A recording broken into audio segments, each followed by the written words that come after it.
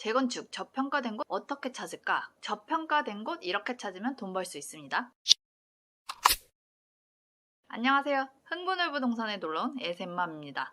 한창 더운 날에는 집 보러 다니기도 힘들어서 문의 전화도 뜸하다가 요즘은 문의 전화가 살랑살랑 들어오고 있습니다. 여전히 재건축 관련 문의이긴 한데요. 제 사무실이 있는 곳은 재건축에 확정된 아파트를 시작으로 30년 이상 된 아파트들이 대부분이라서 진작부터 재건축 투자를 원하시는 분들이나 관심이 있으신 분들이 예의주시 지켜보고 있는 곳이기도 합니다. 근데 이미 재건축 확정이 되었고 사업이 어느 정도 진행이 되었다면 가격이 많이 올랐을 가능성이 크죠. 그리고 계약금 10%만 있으면 가능한 분양과 달리 초기 투자 비용이 많이 들고 전세나 월세가 낀 매물을 매수한다고 해도 이미 오른 가격은 전월세 갭 차이는 크기만 하죠. 그래서 미래 가능성을 보고 저렴하게 시작하는 것이 재건축 투자의 핵심이 아닐까 싶은데요. 그렇다면 재건축 저렴하게 사는 방법은 어떻게 하는 걸까요? 오늘은 재건축 저평가된 곳 찾아서 돈 버는 방법 알려드립니다.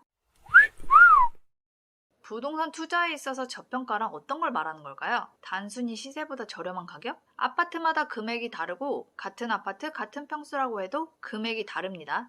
그렇다면 무조건 금액이 낮으면 저평가된 아파트일까요? 부동산을 볼 때 가격이 중요하긴 하지만 부동산 매수 가격을 절대적 숫자로만 봐서는 안 됩니다. 같은 동네라고 해도 아파트 입지 조건에 따라서 가격이 다르고 같은 아파트라도 동, 호수, 평면 타입 등 조건에 따라서 가격이 다릅니다. 그래서 부동산을 볼 때 가격도 중요하지만 절대적인 가격만 보면 안 되고 직접 가서 확인해 봐야 하는 이유입니다. 이래서 부동산이 비대면 거래가 어려운 거겠죠? 그래도 무조건 가격 보시고 최저가로 사시는 분들 계십니다. 심지어 보지도 않고 사세요. 실제로 거래했던 고객님들 중에 이런 분 계셨어요. 그리고 임차가 있는 경우 임차인과 껄끄러운 관계로 집을 보지 않고 매매하는 조건으로 금액을 싸게 내놓으신 분들도 계십니다. 집이 엉망인 건 아니지만 아무튼 이래저래 상황에 따라서 가격을 내리고 빠른 거래 원하시는 분들이 계세요. 그래서 절대적인 가격만 보고도 거래가 되기 때문에 무조건 가격이 낮으면 저평가됐다고 보실 수도 있습니다.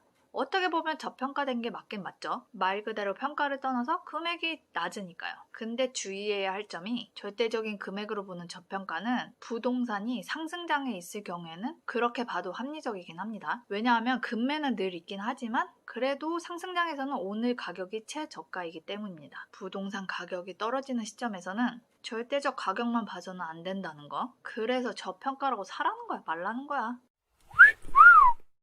가격상 저평가인지 보고 싶으시면 지금 부동산이 상승장인지 하락장인지를 보시면 됩니다. 그렇다면 금액이 높으면 무조건 과평가된 매물일까요? 금액이 높을지언정 매물이 가지고 있는 미래적 가치는 더 클 수도 있습니다. 평가에 있어서 금액은 평가 항목 중에 하나라는 점이죠.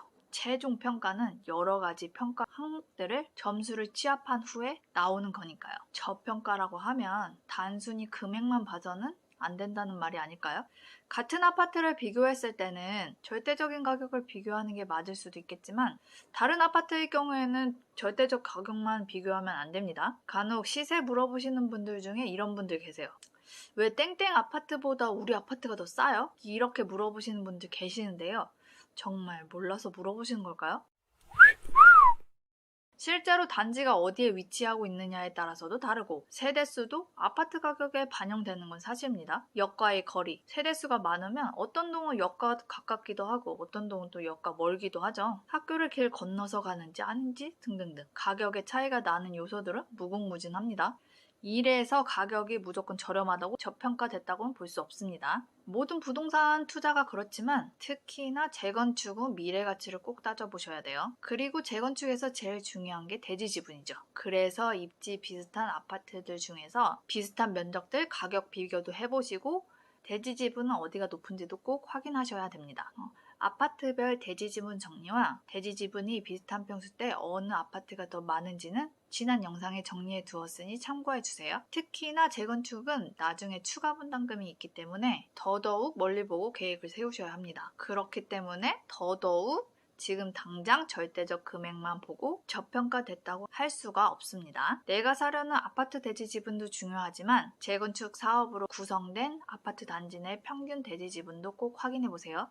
대지 지분도 확인해 보시고 입지도 비교해 보시고 사업성 검토도 해보시고 그렇게 여러 가지 평가를 해서 최종적으로 점수가 좀 낮은 곳이 저평가된 곳이겠죠? 주로 재건축 확장된 곳과 그 주변 아파트들을 비교하시면서 검토하시면 될 것 같습니다. 아파트가 오래됐는데 왜 이렇게 비싸냐고 하지 마시고 아파트는 원래 오래돼도 가격이 잘 안 떨어지고 꾸준히 우상향한다는 점, 그리고 그만큼 입지가 좋다는 거겠죠? 그래서 투자는 아파트를 많이들 선호하시는 게 아닐까 싶습니다. 빌라나 상가, 오피스텔보다 아파트가 인기가 많은 이유겠죠? 재건축 투자 생각하고 계신다면 지난 영상들 참고해 주시고 문의사항 있으시면 언제든지 전화로 문의 주시면 친절하고 자세한 상담 도와드리도록 하겠습니다. 우리들의 성공적인 부동산 투자를 응원드리면서 오늘 영상 마치도록 하겠습니다. 지금까지 흥분외부 동산에 놀러온 에센맘이었습니다. 다음 영상에서 봐요. 빠잉. 안녕.